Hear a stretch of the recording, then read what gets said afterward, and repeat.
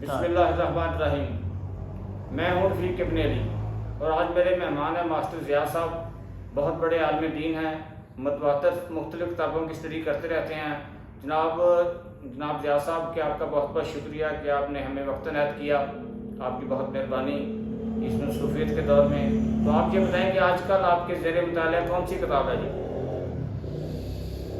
ضیاء الدین اسد جی میرا نام ہے، اور آج کل میرے زیر مطالعہ اسلامی نظام زندگی اور اس کے بنیادی تصورات سید ابوالعلا مودودی رحمۃ اللہ علیہ کی لکھی ہوئی ہے۔ جی اس میں آپ نے زندگی گزارنے کا ایک مسلمان کے لیے بلکہ تمام کے لیے، انسانوں کے لیے بھی بتایا ہے پہلے، ہاں جی، پھر تقسیم تقریباً 50 صفحات کے بعد پھر وہ ایمان، اسلام، احسان اور تقوی اس پر بحث کرتے ہیں۔ کافی سیر اصل بحث کی ہے آپ نے، اچھا جی، اور اس کے پڑھنے سے یہ ثابت ہوتا ہے کہ اس وقت کے جو مسلمان ہیں نا، ہاں جی، ان کے اندر شاذ و ناظری اسلامی نظام زندگی کے تصورات موجود ہیں۔ ٹھیک ہے، اگر اس کو پڑھا جائے، اس پر عمل کیا جائے تو اللہ کی رحمتیں جو ہے نا وہ بارش کی طرح برسیں گی، زمین سے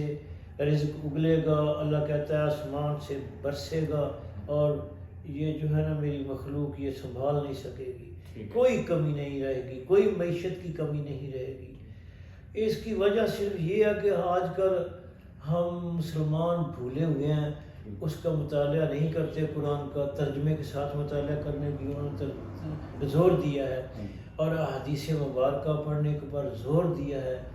تو جب اس کتاب میں سب سے پہلی نمبر 1 چیز کون سی بتائی گئی ہے؟ نمبر 1 انہوں نے ایمان پر بحث کی ہے۔ ایمان سے کیا وہ رکھ لیتے ہیں؟ ایمان سے مراد اللہ کو واحد ماننا، اچھا، اور محمد رسول اللہ صلی اللہ علیہ وسلم کو اللہ کا بھیجا ہوا رسول ماننا۔ سبحان اللہ، سبحان یہ 2 چیزیں جب اعتماد میں اعتقاد میں آتی ہیں تو ایمان ہوتا ہے۔ ٹھیک ہے، ایمان پھر اسلام، ہاں جی، یعنی اپنے آپ کو تسلیم کر لینا، اپنے آپ کو نرم کر دینا، مان لینا ٹھیک ہے، کہ اللہ ہے، اور اللہ کی کتاب کو سمجھ کر پڑھنے سے اور اس کی روشنی جو ہے وہ احادیث مبارکہ سے پڑھی جا سکتی ہے، جس سے زندگی جو ہے نا آسودہ ہو جاتی ہے۔ تو اس کے پڑھنے والا ایمان جب مضبوط ہو جاتا ہے، اسلام کے اوپر مکمل انسان یقین لے آتا ہے، تو پھر عملی زندگی میں اس کے کیا اثرات مرتب ہوتے ہیں ایک مسلمان کے اوپر؟ جی، عملی زندگی میں وہ تفکرات سے آزاد ہو جاتا ہے۔ ماشاء اللہ، ٹھیک ہے، جو اس کو مانتا ہے، اس پر عمل کرتا ہے، اس کے میں نے تو یہاں تک پڑھا ہے الا بذکر اللہ تطمئن القلوب، ٹھیک ہے، کہ اس کے دل کو سکون آتا ہے، ماشاء اللہ، ٹھیک ہے، اور اس کے نزدیک بیماریاں نہیں آتی۔ ٹھیک ہے، ہاں آئیں گی تو اس وقت آئیں گی جب جانے کا وقت ہوگا، جیسے سنت نبوی کا 3 دن بخار ہوگا۔ ٹھیک ہے، بہت سے ہی اس کے فائدے ہیں، ٹھیک ہے۔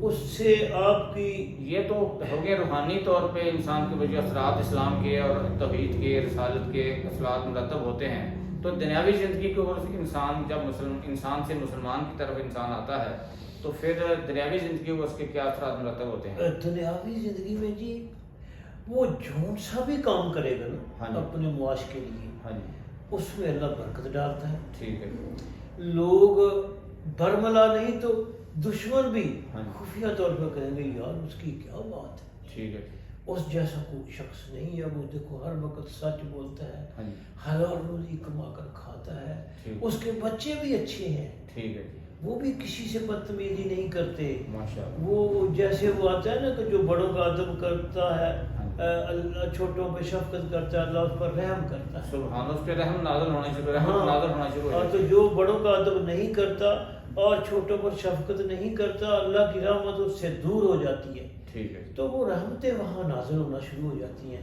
اس کی اولاد بھی پھر مانتا۔ تو ہمارے ہاں ایک تصور تو یہ ہے کہ دین اور دنیا کا، کہ دین علیحدہ ہے، دنیا علیحدہ ہے۔ جیسے قرآن مجید میں ہم روزانہ نماز میں پڑھتے ہیں کہ ربنا آتنا فی الدنیا حسنۃ وفی الآخرۃ حسنۃ وقنا عذاب النار، کہ میرے پروردگار میری دنیا بہتر کر دے، حسین کر دے، آسن کر دے اور آخرت کر دے.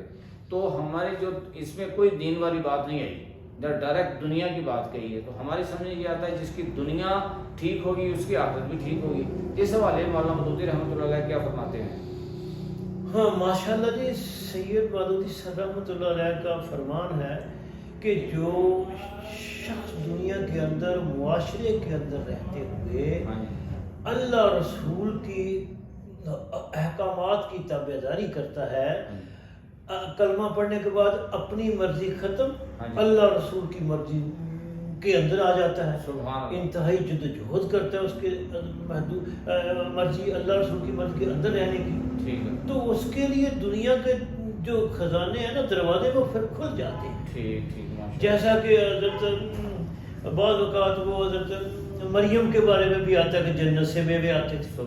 اور میں نے مطالعہ کرتے ہوئے دیکھا ہے کہ میں جس دن سے اسلامی نظام زندگی اور اس کے تصورات کا مطالعہ کر رہا ہوں، مجھے کوئی درد نہیں ہے. حالانکہ میری 75 سال عمر ہے، مجھے کوئی تکلیف نہیں ہے.